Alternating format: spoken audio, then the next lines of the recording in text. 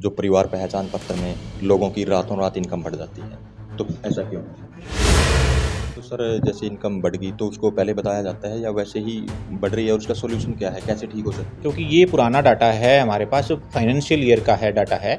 जो उसने last year में जो कमाया है या कोई इन्फॉर्मेशन उसने नहीं दी है और वहाँ हमने उठा ली है उसको पीछे बैक एंड पे, वो उनको बताया जा रहा है कि लास्ट ईयर आपकी इनकम ये थी फाइनेंशियल ईयर की लास्ट। सबसे ज़्यादा दिक्कत आ रही है फैमिली आईडी, जैसे शुरू में बन गई जिसकी जॉइंट फैमिली आईडी बन गई, अलग फैमिली आईडी नहीं हो रही, और अलग करवाने के लिए अगर जाते हैं तो बिल्कुल पहले मना कर दिया जाता है। और कहीं सर एक जैसे छोटे बच्चे हैं जो स्कूलों में पढ़ते हैं, उनकी भी इनकम दिखाई दिखाई जा रही है फैमिली। अगर बाई चांस गलती से किसी का राशन कार्ड कटा है तो उसको अगले महीने उसको राशन डबल दिया जाएगा। नमस्कार, कैथल खबर से मैं विक्रम यादव। आज इस समय सबसे ज़्यादा दिक्कत परिवार पहचान पत्र को लेकर लोगों को आ रही है, तो क्या कुछ उसके सॉल्यूशन हैं? इस वीडियो को अंत तक देखें और जो जनता से जुड़े सवाल होंगे वो हम डिस्कस करेंगे। हमारे साथ जो डिस्ट्रिक्ट मैनेजर हैं सोमपाल जी, वो मौजूद हैं, जो परिवार पहचान पत्र का जो डिपार्टमेंट है वो देखते हैं, तो उनसे जान लेते हैं कि किस तरह की जो लोगों को दिक्कतें आ रही हैं। सर सबसे पहले स्वागत है। धन्यवाद जी, आपका भी स्वागत है हमारे ऑफिस में।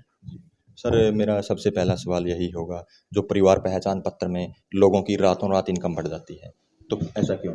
नहीं, रातों रात तो इनकम नहीं बढ़ रही है। एक्चुअली क्या है, जो लोकल कमेटी ने जो इनकम वेरीफाई कर दी है और सिटीजन ने जो प्रॉपर इन्फॉर्मेशन उनको नहीं दी है, तो कुछ हमारे पास एक्सक्लूजन के पॉइंट्स हैं जो आईटीआर से रिलेटेड है, या फिर उसका एम्प्लॉय है वो, और अनऑर्गेनाइज वर्कर है या वर्कर है, या उसने आईटीआर फिल की है, उस केसेस में उसने खुद डिक्लेयर नहीं है की है कोई भी चीज़ें।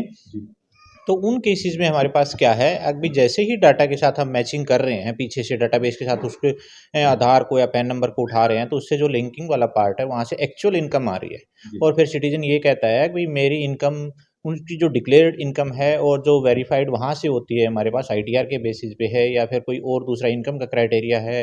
एक्सक्लूजन में एक पॉइंट हमारे पास 9000 अबव का बिजली का बिल भी है, या फिर फार्मर वाला है, उसने अगर कोई फसल सेल की है अपनी और उसकी इनकम 4 लाख अबव है, उस केसेस में हमारे पास ये है कि उसकी इनकम वहाँ पे बढ़ जाती है, जो सेल्फ डिक्लेरेशन में उसने सिटीजन ने नहीं दिखाई है। जी। तो ऐसा कोई रीज़न नहीं है कि जो ऑटोमेटिकली इनकम बढ़ती है, वो बैकएंड पे जो हमारे पास मॉड्यूल रन करता है और जो प्रॉपर इन्फॉर्मेशन वहाँ से एक्चुअल में कैरी करते हैं, वहाँ से मिलती है ये इन्फॉर्मेशन। जी। तो सर जैसे इनकम बढ़ गई तो उसको पहले बताया जाता है या वैसे ही बढ़ रही है और उसका सॉल्यूशन क्या है? कैसे ठीक हो सकती है?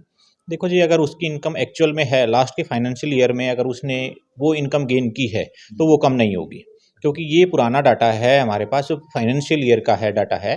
जो उसने लास्ट ईयर में जो कमाया है या कोई इन्फॉर्मेशन उसने नहीं दी है और वहाँ हमने उठा ली है उसको पीछे बैक एंड पे, वो उनको बताया जा रहा है कि लास्ट ईयर आपकी इनकम ये थी फाइनेंशियल ईयर की लास्ट की। जैसे ही 31 मार्च आ जाएगा, इस फाइनेंशियल ईयर की इनकम अगले फाइनेंशियल ईयर को में शो हो जाएगी उसकी। जी। तो क्या इनकम वेरिफिकेशन के लिए कोई टीम भी है अपनी? हाँ जी, जो काम इनकम करे? वेरिफिकेशन के लिए हमारे पास टीम है जिसमें 5 मेंबर वर्क करते हैं।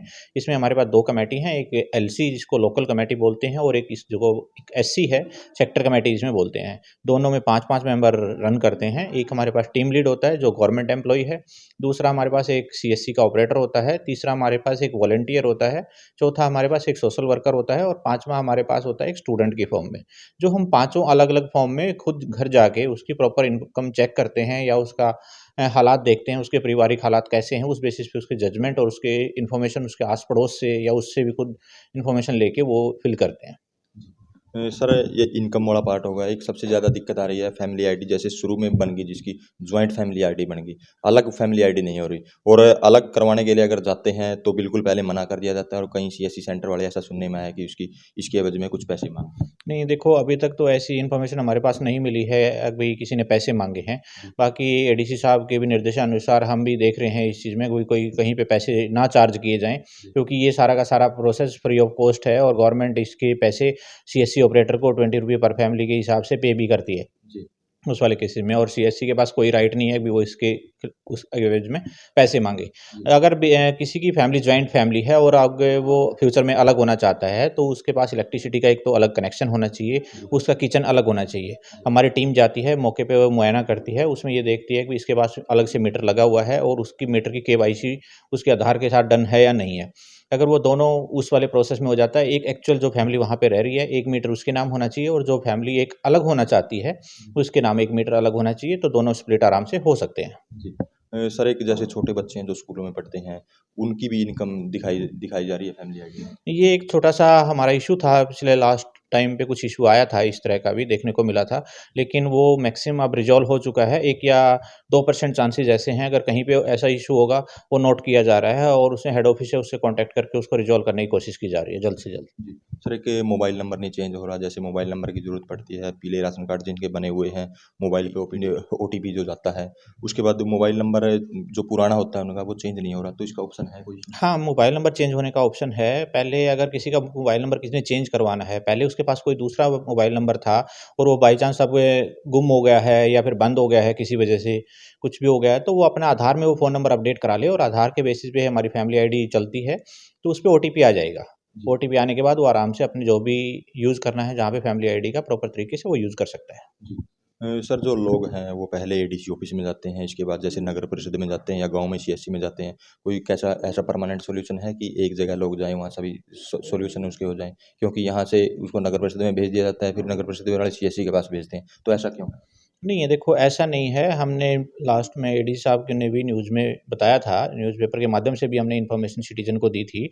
सबसे पहले प्राथमिकता हमारी यही है कि सॉल्यूशन हो नागरिकों का, अगर वो इधर-उधर ना जाएँ, क्योंकि इसमें एक तो टाइम भी ज़्यादा लगता है और पैसे भी खर्च होते हैं। जी। तो हेड ऑफ़िस के निर्देशानुसार एडीसी साहब ने टीम बना दी थी, जो हमारे ब्लॉक लेवल पे जो कोऑर्डिनेटर जो जेड क्रीम लगाए हुए हैं, जी। वो एमसी और ब्लॉक में जी। दोनों जगह बैठते हैं। बीडीओ ऑफ़िस में ब्लॉक लेवल पे बैठते हैं और एमसी ऑफ़िस जहाँ पे है, एमसी में बैठते हैं। वहाँ पे नागरिक जाके अपनी समस्या का समाधान करवा सकते हैं। जी। वो ब्लॉक लेवल पे सारी चीज़ें उपलब्ध हैं और जी। वो फ्री ऑफ कॉस्ट होंगी, कोई चार्ज नहीं है किसी भी चीज़ का। जी। तो अगर वहाँ समाधान नहीं होता तो एडीसी ऑफिस में यहाँ आपके पास आ सकते हैं? हाँ जी, अगर वहाँ समाधान नहीं हो रहा है और उनको लग रहा है कि यहाँ समाधान नहीं हो सकता और हमें हेड ऑफ़िस ही जाना पड़ेगा, डिस्ट्रिक्ट हेडक्वार्टर जाना पड़ेगा, तो एडीसी ऑफ़िस में यहाँ पे भी टीम बैठी हुई है। हमारे 5 काउंटर यहाँ पे पैरेलल चल रहे हैं। 3 हमारे पास ई दिशा में हैं और 2 एडीसी साहब के रूम के साथ में है, रूम नंबर 206 है। 2 काउंटर वहाँ पे लगे हुए हैं, तो यहाँ पे भी नागरिक अपनी समस्या बता सकता है और उसकी हमारी कोशिश यही रहती है कि इसका जल्द से जल्द इसका समाधान किया जाए। जी। तो सर लोगों से क्या कुछ अंत में अपील की जाएगी आपकी तरफ से ताकि लोगों की समस्या का समाधान भी हो, लोग दिक्कत भी ना हो और उनकी जो इनकम है वो भी ठीक हो जाए? देखो, मैं तो एक जनता से यही अपील करना चाहूँगा, क्योंकि सबसे पहले प्राथमिकता तो हमारे पास वही है, क्योंकि हमें भी दुःख होता है जब वो भटकते हुए आते हैं और उनको प्रॉपर इन्फॉर्मेशन नहीं मिल पाती है। एक भी हम न्यूज़पेपर के माध्यम से भी उनको इन्फॉर्मेशन दे रहे हैं और आपके चैनल के माध्यम से भी मैं उनको ये बताना चाहूँगा, अगर बाई चांस किसी की पीडीएस जो राशन कार्ड है, अगर वो गलती से कट भी गया है जी। और उसकी इनकम गलत वेरीफ़ाई हो गई थी, तो वो री-वेरिफ़िकेशन के लिए अप्लाई कर सकता है। अगर उसकी री-वेरिफ़िकेशन में उसकी 1,80,000 से नीचे आ जाती है, तो हेड ऑफ़िस की तरफ से ऑटोमैटिकली उसका नेक्स्ट जब जो भी नई लिस्ट आएगी, उसमें उसका नाम आ जाएगा। तब तक आपको परेशान होने की ज़रूरत नहीं है। सीएम साहब के भी ऑर्डर हैं, अगर बाई चांस गलती से किसी का राशन कार्ड कटा है, तो उसको अगले महीने उसको राशन डबल दिया जाएगा। जी। तो यही हम भी यही आशा करते हैं कि नागरिक इधर-उधर ना भागें, ना पैनिक हों किसी चीज़ के लिए और जिससे आराम से वो अपने घर पे रहें।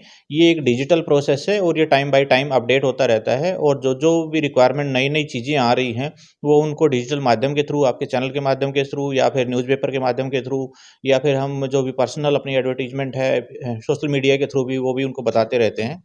तो हमारे बड़े बुजुर्गों से भी यही है, क्योंकि अभी सर्दी का ही मौसम है, आप अपने घर पे रहें, अगर कोई किसी को ऐसी ज़रूरत है भई नहीं चेंज हो पा रहा है, तो अपने बच्चों को कोशिश करें वो अपने आस-पास के जो भी कार्यालय हैं वहाँ पे दें और नाजायज़ पैसे ना दें किसी को भी। जी। और सीएससी वालों को भी एडीसी साहब ने निर्देश दे दिए हैं कि वो किसी से एक्स्ट्रा चार्ज नहीं करेंगे, जो चार्ज है वो गवर्नमेंट की तरफ से उनको दिया जा रहा है। सर जैसे लोग यहाँ आते हैं इससे पहले कोई टोल फ्री नंबर हो अपना और कोई नई जो आपकी विभाग की दिशा निर्देश आए, वो क्या कुछ है? हाँ, हमारा टोल फ्री नंबर हमने जो हेड ऑफ़िस से जो कैथल में हम देखते हैं, वो हमारे पास 01746234203 है और एक है हमारे पास ये 9 टू 5 वर्किंग रहता है, जो वर्किंग डेज़ होते हैं हमारे पास मंडे टू फ्राइडे के केसेज़ में। और दूसरा हमारे पास जो चंडीगढ़ हेड ऑफ़िस है, वहाँ का एक टोल फ्री नंबर हमारे पास 017239684000। ये हेड ऑफ़िस का है, ये 9 टू 6 वर्किंग रहता है। हेड ऑफ़िस डिस्ट्रिक्ट सॉरी, जो हेड ऑफ़िस चंडीगढ़ है, वहाँ का हमारे पास टोल फ्री नंबर है। इस पे भी अपनी शिकायत दर्ज करवा सकते हैं, अगर किसी सिटीज़न को परेशानी है। दूसरा मैं एक चीज़ और बताना चाहूँगा आपके चैनल के माध्यम से नागरिकों को, जो गलती से या किसी ऑपरेटर की गलती की वजह से या फिर कोई सेल्फ डिक्लेरेशन की वजह से इन स्टेट माइग्रेशन से आउट स्टेट माइग्रेट हो गए हैं और अब वो दोबारा अपने इन स्टेट माइग्रेशन की फॉर्म में चाहते हैं कि मैं दोबारा अपने होम स्टेट में आ जाऊँ, तो वो अपनी रिक्वेस्ट फॉरवर्ड कर सकते हैं मेरा परिवार पोर्टल के थ्रू। और उसमें अपना उनका वोटर कार्ड की कंडीशन ज़रूरी है कि भाई उनका वोटर कार्ड यहाँ का होना चाहिए, रेजिडेंशियल प्रूफ वो अगर लगा देते हैं तो वो इन स्टेट माइग्रेट फॉर्म के हो जाते हैं। इसमें काफ़ी नागरिक परेशान थे, हमें भी देखने को मिला, क्योंकि जो नागरिक पहले गलती से जिसने मैरिज रजिस्टर्ड करवाई और वो आउट स्टेट माइग्रेट हो गए थे, अब वो पोर्टल पे ऑप्शन अवेलेबल हो गया है और वहाँ से अपनी रिक्वेस्ट फॉरवर्ड करें तो जल्दी से जल्दी उनका समाधान किया जाएगा। तो ये थे हमारे साथ डिस्ट्रिक्ट मैनेजर हैं सोमपाल जी, जो परिवार पहचान पत्र का जो यहाँ काम देखते हैं। तो इस वीडियो के माध्यम से हमने आपको बताया कि किस तरह से आपकी जो दिक्कतें हैं परिवार पहचान पत्र में, क्या कुछ उनका सॉल्यूशन है और कहाँ जाकर आप उनको ठीक करवा सकते हैं। तो इस वीडियो को ज़्यादा से ज़्यादा शेयर करें, लाइक करें, कमेंट करें, ताकि ज़्यादा से ज़्यादा लोगों तक यह मैसेज पहुँच सके।